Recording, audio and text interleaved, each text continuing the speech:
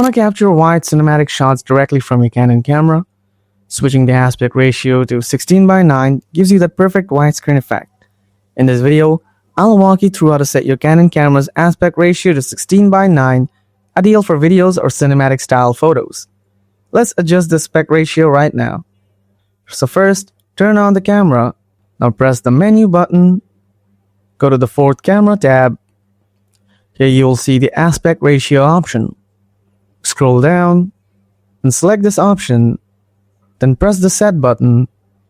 Here you will get 4 options like 3:2, 4:3, 16:9, and 1:1. Now select the 16:9 from here. After that, press the set button to save it. That's all for today. You've now learned how to change your Canon camera's aspect ratio to 16:9. Hope you found this video helpful. If you did, be sure to give it a thumbs up. If you have any questions, feel free to drop them in the comments below. Thanks for tuning in.